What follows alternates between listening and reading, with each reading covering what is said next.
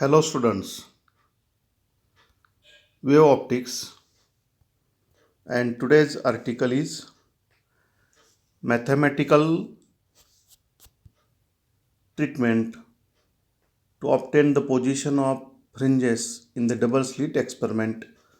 It is also called as theory of interference bands. Students, आज आपण double slit एक्सपेरिमेंटमध्ये ज्या fringes असतात त्यांची पोझिशन काढण्यासाठीचं सूत्र काढणार आहोत. त्यालाच आपण ॲनालायटिकल ट्रीटमेंट किंवा थिअरी ऑफ इंटरफरन्स बँड असं म्हणणार आहोत. स्क्रीनवरती फिगर दिसते पहा, ती आहे geometry of the double slit experiment. त्या फिगरची रचना पाहून घेऊयात आपण. S1 आणि S2 हे दोन सोर्सेस आहेत, ते कोहेरंट सोर्सेस आहेत.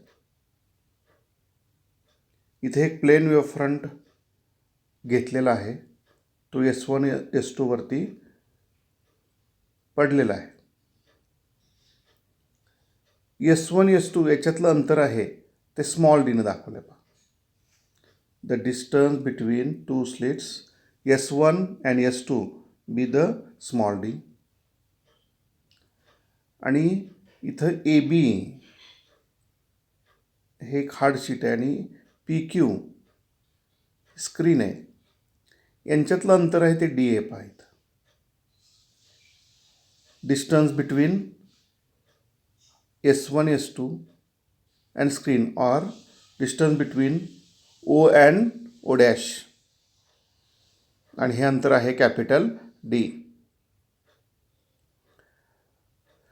फॉर बेटर रिझल्ट D हा 1 मीटर असला पाहिजे जवळजवळ, तर स्मॉल d हा 2 ते 4 मिलीमीटर. म्हणजे इथं लक्षात ठेवा, स्मॉल d हा कॅपिटल डीच्या तुलनेत खूप लहान आहे. म्हणजे D हा 2 ते 4 मिलीमीटर आहे, तर कॅपिटल D हा 1 मीटर आहे. एवढा फरक आहे. S हा पॉईंट, याच्या करस्पॉन्डिंग पॉईंट S1च्या करस्पॉन्डिंग स्क्रीनवरचा पॉईंट त्याला S1 डॅश म्हटलं आहे.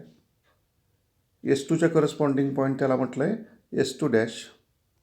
आणि ओच्या corresponding O dash. O dash हा आता स्क्रीनचा सेंटर झाला.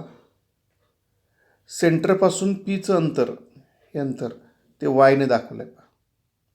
Distance of point P on the screen from the center of the interference pattern or screen. फिगरची जॉमेट्री पाहिली तर point O dash is equidistance from S1 आणि S2. म्हणजे काय, point O dash हा S1 आणि S2 पासून सारख्या अंतरावर आहे, आणि म्हणून the distances travelled by wavelet starting from S1 आणि S2 reach O dash will be equal. थोडक्यात S1 O dash is equal to S2 O dash. दोघांनी कव्हर केलेले अंतर सारखे आहेत, म्हणून पाथ डिफरन्स 0 आला. आणि पाथ डिफरन्स 0 असेल तर कन्स्ट्रक्टिव्ह इंटरफरन्स असतो, आणि म्हणून O डॅश ह्या पॉईंटला कन्स्ट्रक्टिव्ह इंटरफरन्स आहे. म्हणजे तिथं ब्राईट पॉईंट आहे, आणि त्याच्या करस्पॉन्डिंग जी फ्रिंज तयार होईल ती मात्र ब्राईट फ्रिंज असणार आहे. आणि ती फ्रिंज त्या स्क्रीनला, आता आपण इथं स्क्रीन पाहताना स्क्रीन ही फिगर ऑफ प्लेनला परपेंडिक्युलर आहे अशा रीतीनं पाहतो. फिगर जॉमेट्री लक्षात आली. परत एकदा बघा. Let small d is equal to distance between S1 and S2. Capital D is equal to distance between slits and the screen, that is O and O dash, or S1 S2 and O dash. Consider a plane wavefront incident on S1 and S2, that is on AB. Hence S1 S2 becomes two coherent sources. The point O is central point of S1 S2 as shown in the figure. For steady interference pattern, the distance D should be about 2 to 4 millimeter and the distance capital D should be about a meter. The point O dash is equidistant from S1 and S2. That is S1 O dash is equal to S2 O dash. Therefore, path difference at point O dash is equal to 0. Hence, the waves from S1 and S2 will be in phase at O dash, resulting in constructive interference. Thus, there will be a bright spot at O dash and a bright fringe at the center of the screen. Student, आपण आता त्या फिगरची geometry आणि ओ ह्या पॉईंटला कोणता fringe असेल ते पाहिलं आपण. आता आणखी आपल्याला या फिगरची जॉमेट्री विचारात घ्यायची. आता इथं आपल्याला 2 ट्रायंगलवरती फोकस करायचं आहे. पहा, जे 2 ट्रायंगल्स आहेत त्याच्यामध्ये S1 S डॅश P हा एक ट्रायंगल आणि दुसरा ट्रायंगल आहे S2 डॅश आणि P. ह्या 2 ट्रायंगलमध्ये आपल्याला जॉमेट्री वापरायची. कोणते 2 ट्रायंगल लक्षात येते? पहिला ट्रायंगल कुठला घेतला आहे? हा ट्रायंगल S1 डॅश P आणि दुसरा ट्रायंगल आहे तो कुठला आहे? Triangle S2 dash P. याची जॉमेट्री वापरून आपल्याला पुढचं डिस्कशन करायचं आहे. बघूयात काय आहे ते. आता स्क्रीनवर बऱ्यापैकी मॅथमॅटिकल एक्सप्लेनेशन दिलेलं आहे, ते आपल्याला बघायचं आहे. आत्ता आपण म्हटलं बघा, considering triangles S1 dash P and S2 dash P we can write. आणि मग ती वापरून आपण काय लिहू शकतो ते इथं पायथागोरस थेरम वापरलेला आहे. S2P याचा स्क्वेअर बरोबर हा पहिला ब्रॅकेट आहे आणि S1P याचा स्क्वेअर बरोबर हा दुसरा ब्रॅकेट आहे. हे फिगरवरून लक्षात घ्यायचं आहे. पहा, S2Pचा स्क्वेअर बरोबर D square plus inside the bracket y plus D/2 bracket square. S2P हा हायपोटेनस आहे. हायपोटेनस म्हणजे मराठीत आपण कर्ण वर्ग बरोबर बाजूंच्या वर्गांची बेरीज. हा पायथागोरस थेरम आहे. त्यानुसार S2P स्क्वेअर बरोबर काय आलं आहे? D square plus inside bracket y plus D/2 bracket square. त्याच पद्धतीनं S1P स्क्वेअर बरोबर काय आलं आहे ते दुसऱ्या ब्रॅकेटमध्ये बघा, D square plus y minus D/2 bracket square. हा जो ब्रॅकेट सोडवला, हा D स्क्वेअर कॅन्सल होतो. ह्या कंसाचा विस्तार केला आपण, x अधिक y कंसाचा वर्ग बरोबर x वर्ग अधिक y वर्ग अधिक 2xy, म्हणजे पहिल्याचा वर्ग दुसऱ्याचा वर्ग दोघांचा गुणाकार त्याची दुप्पट. या गणिती नियमानुसार आपण हे सोडवलं, सिम्प्लिफाय केलं तर शेवटी आपल्याला हे उत्तर येतं 2yD. आता तुम्हाला हे सेपरेट सोडवून बघावं लागेल किंवा हे लक्षात ठेवावं लागेल की S2P square minus S1P square याचं उत्तर येतं आहे 2yD. आता इथं बघा, x वर्ग वजा y वर्ग याचे आपण अवयव पाडताना काय म्हणतो? x अधिक y, x वजा y. तसं S2P square minus S1P square याचे अवयव पाडल्यावर काय येईल? S2P मायनस S1P आणि दुसरा असेल S2P प्लस S1P. हे 2 ब्रॅकेटचा गुणाकार असेल आणि मग ते सिम्प्लिफाय करून येणारं इक्वेशन इथे लिहिलेलं आहे. पहा, S2P minus S1P is equal to, यालाच आपण आता पाथ डिफरन्स म्हणणार, delta L is equal to, हे 2yD आहेच, त्याला गुणुले असणारा कंस डावीकडे जो कंस गुणुले होता तो आता इथं भागिलेला आहे आणि म्हणून भागिले S2P प्लस S1P. स्टुडंट इथं काय केले लक्षात येते का बघा. या स्टेपमध्ये एक्स वर्ग वजा वाय वर्गचे अवयव एक्स अधिक वाय एक्स वजा वाय, तसं S2P square minus S1P square याचं simplified form S2P minus S1P आणि दुसरा S2P प्लस S1P. ह्या दोन ब्रॅकेटचा गुणाकार, त्यातला एक ब्रॅकेट बरोबर चिन्हाच्या दुसऱ्या बाजूला नेला की गुणिलेचं भागिले झालं आणि म्हणून भागिले इथं हा दुसरा ब्रॅकेट आला आहे S2P प्लस S1P. आता इथं फिगरची जॉमेट्री वापरणार आहोत आपण. मग अशी आपण पाहिलं स्मॉल डी हा कॅपिटल डीच्या तुलनेत खूप लहान आहे. मग स्मॉल डी खूप लहान आहे, कॅपिटल डी खूप मोठा असं असेल तर इथं लिहिले पहा S2P plus S1P is nearly equal to 2D.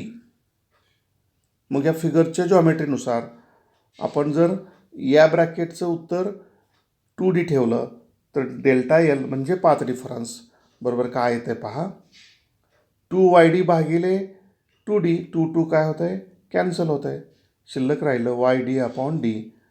2D आहेत पाहता लक्षात ठेवा. Small D upon capital D. Small D याचा अर्थ distance between the two sources that is 2 slits S1 आणि S2 आणि कॅपिटल डी म्हणजे distance between source and screen. आता हाच पाथ डिफरन्स आपल्याला आता कन्स्ट्रक्टिव्ह कधी असेल आणि डिस्ट्रक्टिव्ह कधी असेल याची चर्चा करायची. Same path difference. पहिल्यांदा आपण कन्स्ट्रक्टिव्हचा विचार करूयात. आपल्याला माहिती आहे कन्स्ट्रक्टिव्ह इंटरफरन्ससाठी पाथ डिफरन्स हा किती असायला पाहिजे n लॅम्बडा. हे आपण अगोदरच्या लेक्चरला डिस्कस केलं आहे. पाथ डिफरन्स आपण इथं डेल्टा एलने दाखवला आहे is equal to YD upon D is equal to n lambda.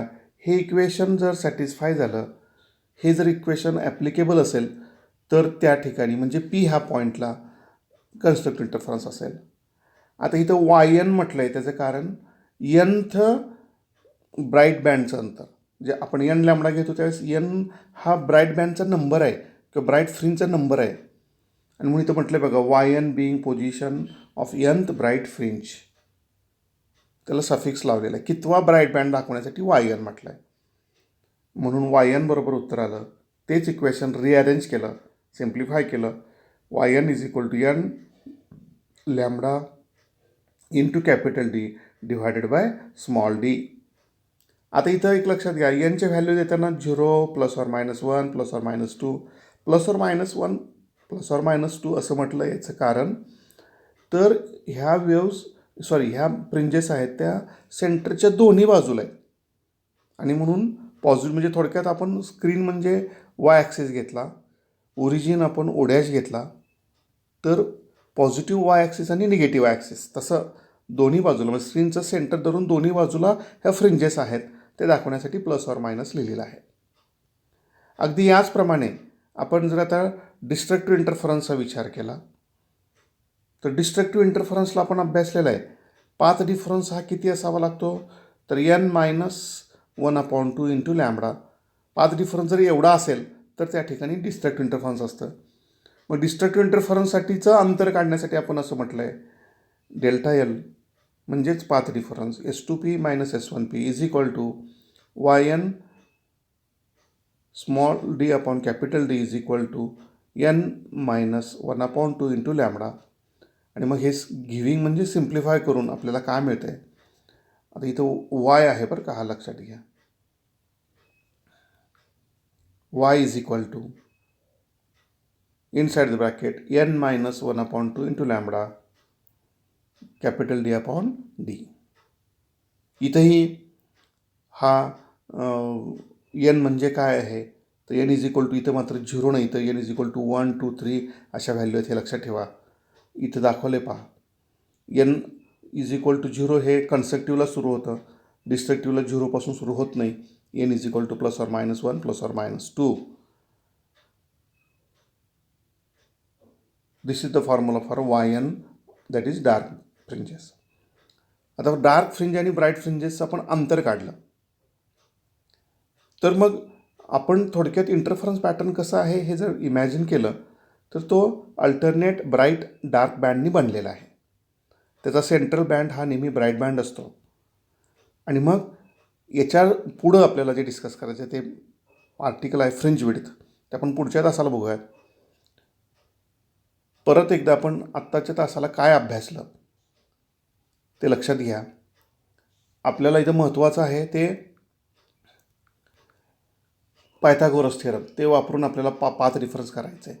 S2Pचा square minus S1Pचा square ते सिम्प्लिफाय केल्यावर उत्तर येत आहे 2YD. त्याचबरोबर इथं महत्त्वाचं आहे आणखी लक्षात ठेवायचं ते small D upon D is very small than 1, very less than 1 means small D is very very small as compare to capital D. ते अझम्पशन, ते जे सिच्युएशन आहे ते अझूम केल्यावर हे जे अप्रॉक्सिमेशन आहे ते लक्षात ठेवायचं आहे. हे अप्रॉक्सिमेशन बेरजेला वापरलं आहे, वजाबाकीला वापरता येत नाही. लक्षात असू द्या. S2P plus S1P is equal to 2D. त्यावरून आपण जो फॉर्म्युला काढला path difference delta L is equal to n lambda. YN small D upon D is equal to n lambda आणि म्हणून YN is equal to n lambda d upon d. Path डिफरन्सचा formula काढणं ह्यालाच ॲनालायटिकल treatment असं म्हणतात, किंवा ह्यालाच दुसरं नाव आहे थिअरी ऑफ इंटरफरन्स बँड्स, किंवा ह्यालाच म्हणायचं आहे mathematical analysis to obtain the position of the fringes in the double slit experiment. हा फॉर्म्युला आपल्याला बऱ्याच वेळा वापरायचा आहे. पाथ डिफरन्स बरोबर म्हटलं डेल्टा एल, हा डेल्टा एल म्हटलं की आपल्याला आठवलं पाहिजे तो फॉर्म्युला. डेल्टा एल म्हटलं की Y D upon D. Delta L is equal to, किंवा हा इथं हिरव्या कलरने दाखवला आहे तो delta L is equal to, हा जो फॉर्म्युला आहे YD अपॉन डी. 2Dमध्ये बऱ्याच वेळा लक्षात ठेवताना अडचण होते. स्मॉल डी कुठं आणि कॅपिटल डी कुठं आहे ते काळजीपूर्वक लक्षात ठेवायचं. आणि मग शेवटी आपण आत्ता ह्या कन्क्लुजनला आलेलो आहोत की इंटरफरन्स पॅटर्न हा अल्टरनेट ब्राईट डार्क बँडने बनलेला आहे. तो इक्विस्पेस्ड आहे. तो कसा आहे ते आपण पुढच्या आर्टिकलमध्ये बघूयात.